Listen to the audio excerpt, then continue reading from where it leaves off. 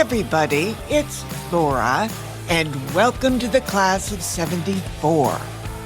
It's a rainy Memorial Day weekend. We left Cynthia sitting in the Senora Córdova-Smith's black Valiant car. The Senora reminded Cynthia she had mentioned she used the fire door on B-Wing because some boys had boxed her in the intersection. And now the Senora wants to show Cynthia a picture of a boy and has asked her, is this one of the boys? Well, I'll see you back here on the other side. Have fun.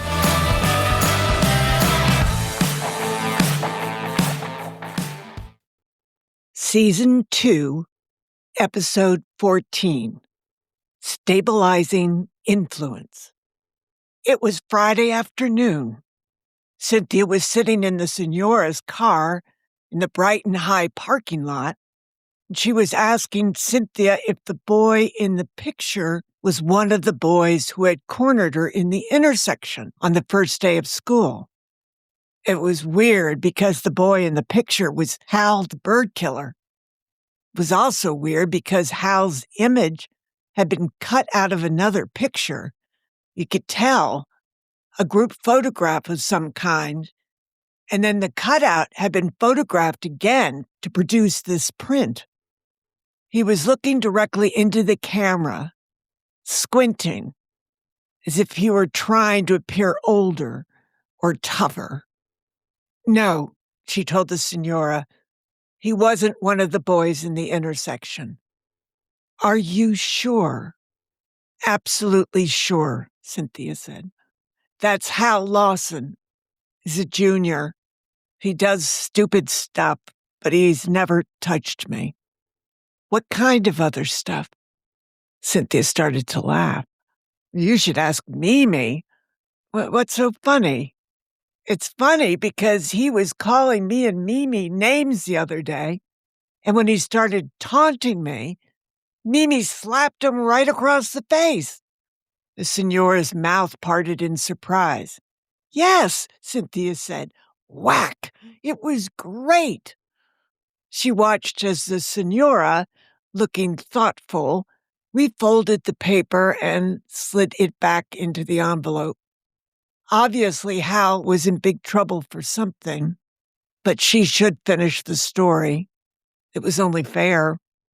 Later, he apologized to me. I mean, really apologized. I think he was truly sorry. When was this? The Senora asked, reaching to return the envelope in the glove compartment. Last week. The Senora put the car into drive, murmuring, let's get you home. After a few moments, Cynthia asked, what did he do? What's he in trouble for? Bullying. Cynthia nodded, looking out the window. Sick Mimi on him. That'll straighten him out.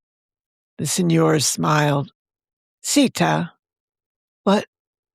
You said he never touched you. Did the boys in the intersection touch you? Oh, God, not that again. She and her big mouth. Why had she said anything at all? She hadn't decided yet what she was going to do to take revenge out on Lester the molester, a.k.a. El Kalummacher, but ratting on him to the Senora was not what she had in mind. How dumb did the Senora think she was to have gotten herself so utterly humiliated? Come on, say something.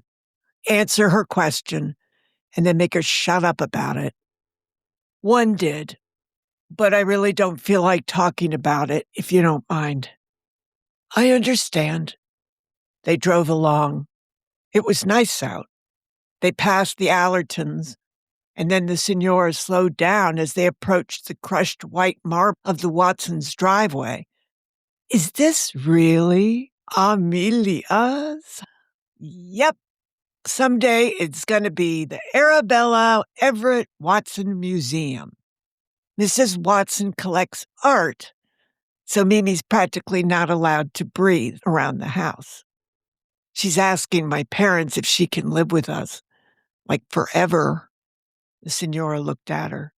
For real. My parents really like Mimi, but she's so messy I can't see how it will work. Mom sneaks around picking her clothes up off the floor before my father sees. That's not going to last. The teacher clucked her tongue in disapproval. If she wants to remain president of the fashion club, that will have to change. Please don't tell her I told you she's messy. I won't. But as an advisor to the club, I will merely suggest a code of conduct for members to abide by, beginning with the daily care of one's clothes, which includes hanging them up or folding them and putting them away. Cynthia laughed. That might work. She and Kathy think you're like the coolest woman ever. Okay, I shall try it. She slowed as they approached Cynthia's driveway. She craned her neck to make sure no one was coming out. The fashion club may end up becoming an elective course between the art and history departments. What? History is woven through fashion. No pun intended. She parked and smiled at Cynthia. Even you, Sita, might be interested. Oh, I doubt that, Cynthia said honestly, reaching for the handle on the door. This color, the Senora said, gesturing to her dress, is shocking pink. Do you know where the name came from? No, and she didn't want to know. In 1937, Europe was growing darker under the shadow of Adolf Hitler. In Paris, there was an Italian designer, Elsa Schiaparelli, who invented the color to promote her new perfume called Shocking. The color she introduced, Shocking Pink, was meant to infuse a blast of light and energy into the populace, to wake them up. Well, it sure woke everybody up at school today, Cynthia said. The Senora regripped the steering wheel and looked at her. You feel I made an error in judgment? It's just a little bright for school. For a teacher, I mean. And the shoes? The Senora laughed a little, bending to the side to look down at them. Regardless of what you think, Sita, I love my pink shoes. The whole outfit is beautiful, Cynthia said in a rush, feeling herself sinking deeper and deeper. And you are very beautiful in it, so don't listen to me. I won't, the Senora assured her. I will say I wore this outfit on purpose today because I awakened feeling rather sad this morning, and this color makes me smile. After a moment, Cynthia said, Is there something I can do to cheer you up? No, Sita, she said quietly with a small smile. Thank you, but being sad is not always a bad thing. Sometimes it moves you ahead to a new place, new dreams, and new hopes. What had the Senora been dreaming of or hoping for that left her so sad? No one at school would ever know you were ever sad, Cynthia said. Not in a million years. Good. Now we must get moving. Please tell your mother how much I enjoyed meeting her and your father. Cynthia promised she would, thanked her again for the ride, and got out.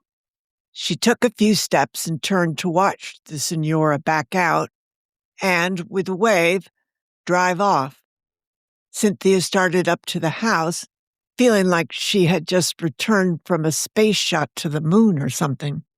She didn't know what was the matter with her. Everybody was outside on the terrace. Her parents were sipping Bloody Marys and going through the mail. Mimi and her father had a plate of sliced cheese and apples between them on one of the little wrought iron tables, while her mother was in her usual chair, nibbling a Triscuit, while Eschette dozed dozed with her head against her foot. "I'm back," Cynthia said, dropping into a chair. "What did the Senora want to talk to you about?" Mimi wanted to know, placing a piece of cheese on a piece of apple and shoving it into her mouth. That looked good. Maybe she should get some. "Oh, someone complained that Hal the bird killer is bullying them, and she wondered if I knew anything about it." She laughed a little. "I told her she should just get you to slap him around because you stopped him dead in his tracks." "What are we talking about?" her mother asked, opening the new Bloomingdale's catalog. "This guy, Hal, was calling me and Phil some nasty names. So Mimi slapped him across the face." "Mimi, you didn't," her mother said. "I did. He called Cynthia a lesbo and Phil zit-face, so I let him have it. Right in the chops." Her father choked back a laugh, trying to swallow apple and cheese. "Why on earth did he call you that?" her mother wanted to know. "Oh, 'cause he saw Mimi hug me and, oh, never mind, Mom, please. He's just a jerk. He's not worth talking about." "What is this just a jerk Hal's last name, pray tell?" "Lawson, I think." Mrs. Schuyler looked to her husband. "That could be Harold Lawson's son." "Does he play golf?" her father asked Cynthia. "I don't know, and I don't want to know. Stop talking about him." "Did you tell the Senora that he apologized to you after I slapped him?" "Well, I did, so she's probably going to ask you about it." "Who's he bullied?" "I have no idea, or how the Senora got involved." "Good for her," her mother said. "Consequences must be brought to bear on bullies." "Harold's a blustery character," her father remarked. "What does that mean, blustery?" "Temper," her father said, lighting a cigarette and drawing on it deeply. "Saw him wrap a Nicholas McGregor Persimmons driver around a ball washer at the club a couple weeks ago." "What charming behavior," her mother murmured, turning a page. "They must be related." "Did Senora Margarita Córdova-Smith say anything else about me?" Mimi asked. Cynthia thought about the new fashion club rules that were coming, that members must daily care for her clothes. "She thinks you have the makings of a great club president, Memes." Mimi preened. "I must confess," her mother said, putting the catalog down. "When I first saw those shocking pink spike heels get out of the car, I thought, what on earth do we have going on here?" "That's exactly what you said," her father laughed. "And then that dress and those earrings." "If one has a sense of style," Mimi announced, "one can wear anything." Her mother considered this statement for a few moments. "I suppose that's true. There is something very winning about her. And him. I like them both. She said she really enjoyed meeting you guys." "Couldn't believe she said she considered becoming a nun," her father said. "She looks pretty hot-blooded to me." "Hot-blooded," Mimi said. "Mr. Schuyler thinks she's sexy, dear," her mother said. "Actually, I do too. She is sexy." "Ugh," Cynthia thought, standing up. This was creepy. Her mother asked her what the situation was with Clay. She sat back down. It took a while to pick through all the highs and lows and concluded everything by saying Mr. Gagliardi was driving her up to Boston on Sunday to see him. "Oh, he is he?" her father said with a faint hint of sarcasm. "Yeah, he wants to take the Seatons out to lunch while I'm visiting Clay." "Aren't we forgetting a little something, Missy?" he said. "Like asking for permission to go?" "Well, I just assumed since it was Mr. Gagliardi, it would be okay." "You still need permission," her mother said. "You can't go gallivanting around as you wish. You're only 15. "Well, can I go?" Her mother turned to Mimi. Are you planning to go too, dear? Mimi, Cynthia said. Why would Mimi go? Because it is not wise to send a 15-year-old girl and a grown man anywhere by themselves, her mother said. Yeah, right, Cynthia scoffed. We're talking about Mr. Gagliardi. He's not just some man. I wouldn't care if he was Richard Milhouse Nixon, her father said. You are not riding alone with any man to Boston or anywhere else. Is that understood? But she felt her throat tightening. She had to go. She promised Clay. Cynthia had a feeling this was a rerun from her sister's past. Beth was always riding around alone with older men. Cynthia Stormont Schuyler, her mother said. Do you understand? Yes. Then she walked inside, went upstairs, closed her door and locked it, fell in her bed and sobbed. Annabelle was seeing Bonnie Raitt on the Boston Commons tonight, so Cynthia tried calling Katie to complain about the miserable state of her life. Katie was pretty good about it. She didn't ask too many questions. Just listened to Cynthia say how hard everything had been this week and that she hardly ever did anything bad, or at least get caught doing something really bad. But her parents got upset about the smallest things, and clearly they didn't trust her. After she pointed out what hypocrites they were, she told Katie about how after babysitting one night this summer, Cynthia had come into the house raging about how rich old drunk Mr. Benizios had practically jumped on her in the car.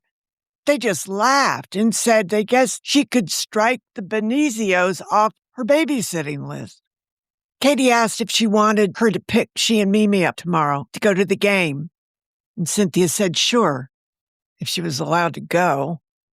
Eventually, Cynthia rejoined her parents and Mimi downstairs for dinner, which was late because her parents were celebrating being home again and her father not being sick, which was to say they were getting loaded, so dinner wasn't until after 8 during the Brady Bunch. Still, listening to Mimi talk to her parents about why she liked living here so much, Cynthia once again knew how relatively lucky she was. She really shouldn't complain. Fortunately, Clay called during a news show that everybody was glued to. Macmillan and wife, Rock Hudson, and Susan something or other. And her parents weren't paying any attention when Cynthia accepted the charges. Clay sounded a lot better, but she also knew he didn't know he was going to Andover yet. She told him about her problem with Sunday, and Clay said not to worry, just make sure one of her parents spoke to Mr. G about it, because whatever the problem was, he'd have it covered. That's the kind of guy he was. So she hung up feeling a lot more hopeful. She went back into the den. She watched TV and didn't say anything about Boston, not when her parents were half in the bag. The next day, as she dressed for the game, she thought how terrific it was she could finally wear her new blue jeans. And since blue and white were the school colors, Cynthia put on a white blouse and dug out a navy blue pullover to tie around her waist. She slipped on her clogs and she was done. No, Bibi said when she saw her, reaching to untie the sweater. You wear it over your shoulders.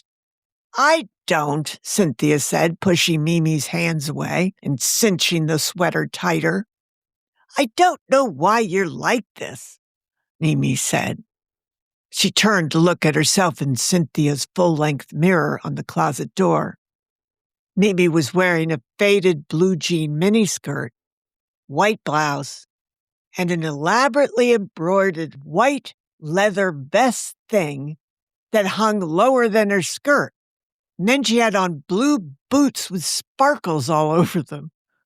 She had the clunky wood peace sign around her neck again and several bangle bracelets made out of wood. So whenever she moved her hand, She sounded like an African tribe trying to communicate.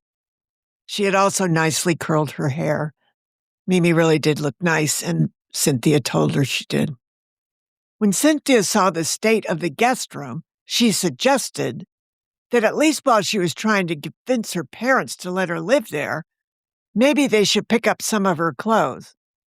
Cynthia did most of the picking up, while Mimi fiddled with mascara, eyeshadow, and lipstick in the bathroom, moving back and forth from the mirror over the sink to the full-length mirror on the door. Oh, Mimi sighed. If only I could have your legs and boobs, Cynthia.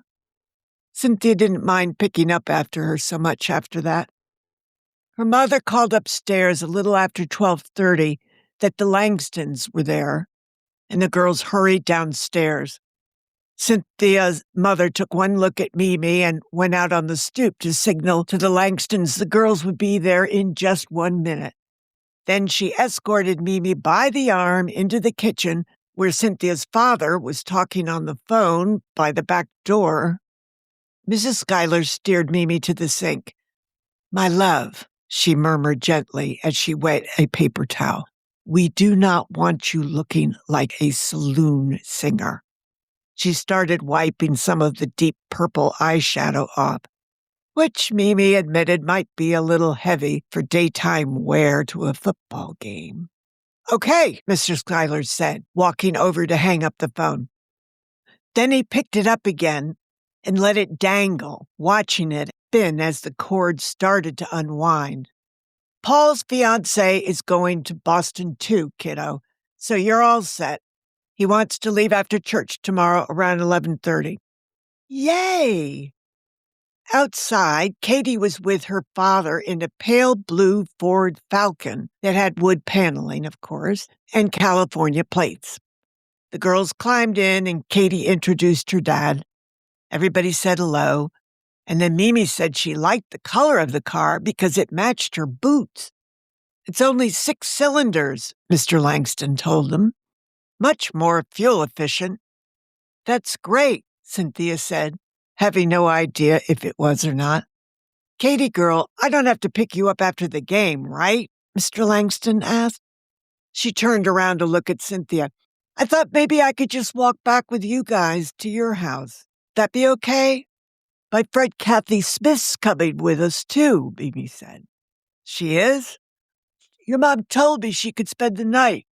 "Oh, great. Are you going to Bennett's Beach tonight?" Katie asked. "Probably. Everybody's supposed to be going. If you do, can I go with you? Then I'll be right near our house." "Sure," Cynthia said.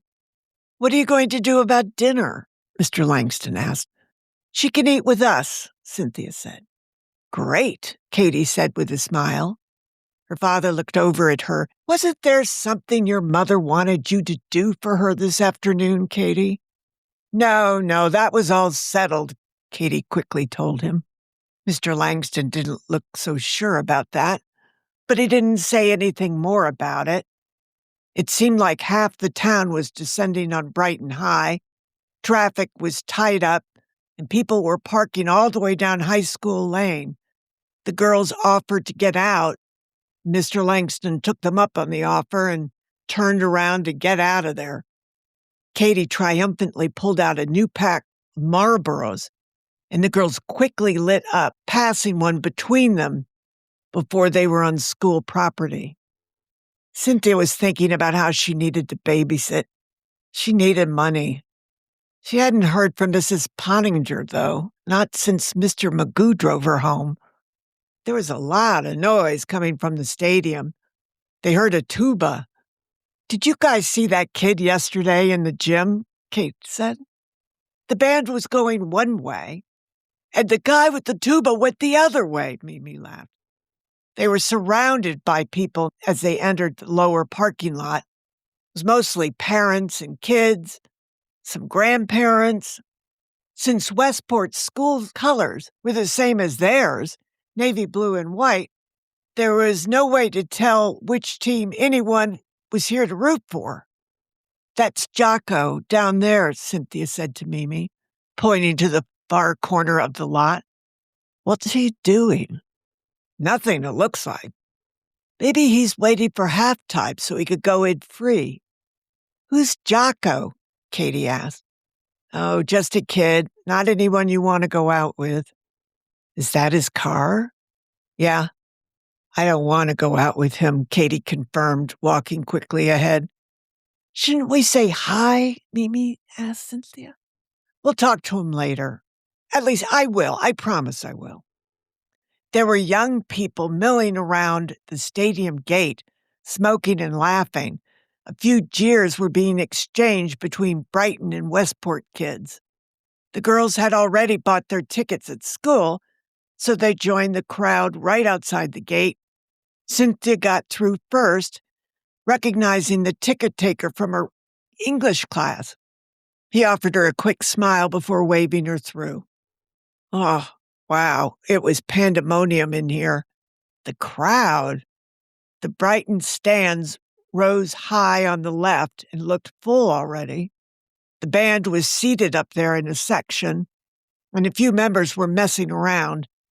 The bass drum player boomed twice, followed by a spurt rat-a-tat-tat from a snare drum and a long, wistful note from a trumpet that arced upward towards the sky. But then Cynthia's guitar teacher arrived up there, and they settled down. Down on the track, the cheerleaders were warming up under whoever their supervisor lady was. She must have been a cheerleader herself once, because she still had that look, only 30 years later.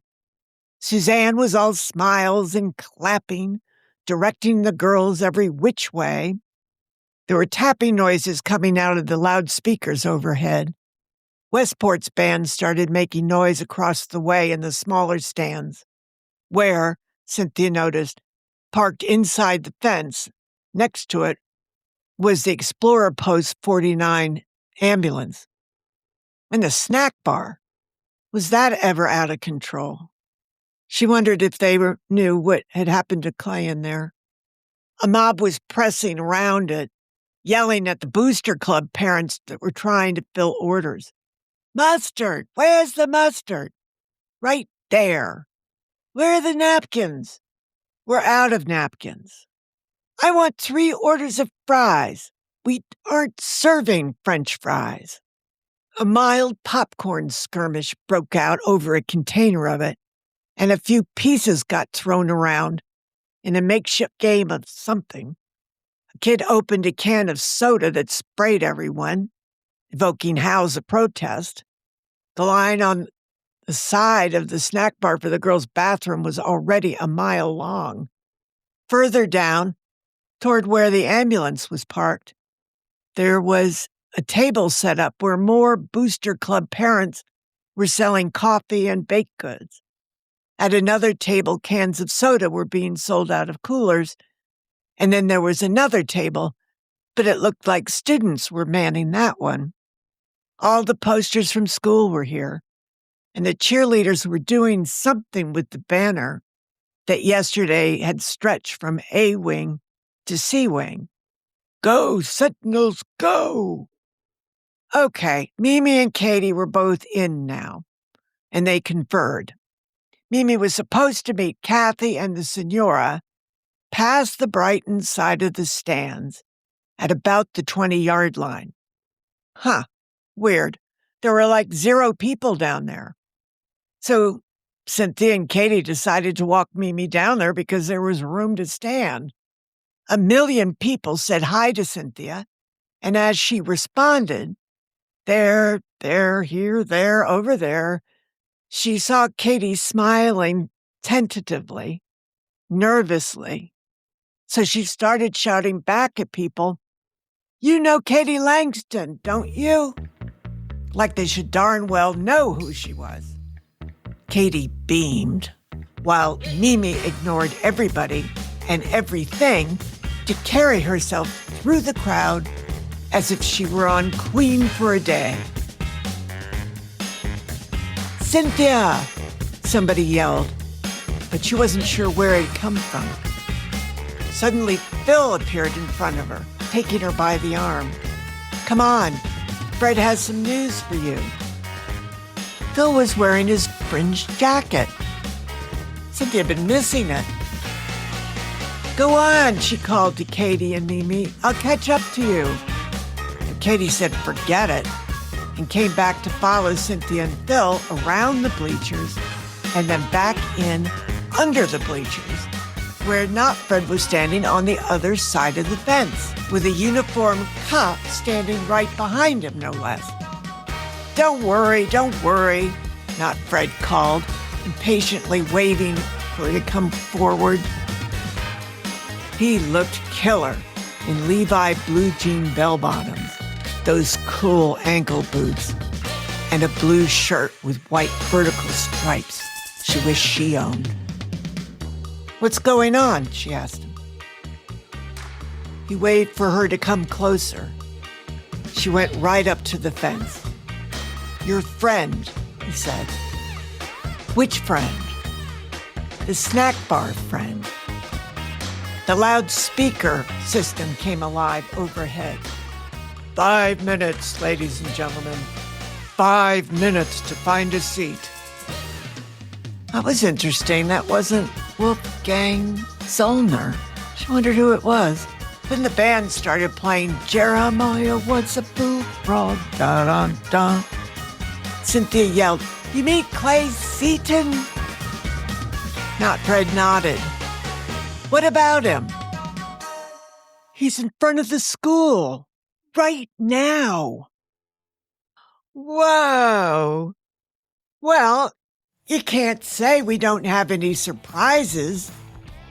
And I guess you're just going to have to come back next week to find out what happens. And we're finally at the football game. Yay!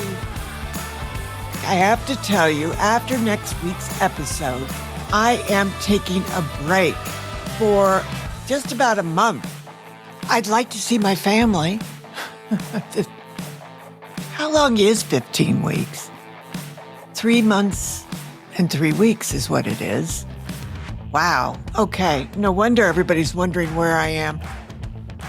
With 3 classmates of mine from Darien High School, we're going to do a talk show podcast. Special interviews of our age group, and I need to give that some undivided attention. If you haven't joined the Detention Club at Class of 74, patreon.com, you really should, because we will continue to meet during our hiatus, no matter where I am. Do come. Everybody, please do remember, we don't drink and drive anymore. Ever. But we do have fun. All in all, it's a very good life, and we want to celebrate it. Take care. I'll see you next week.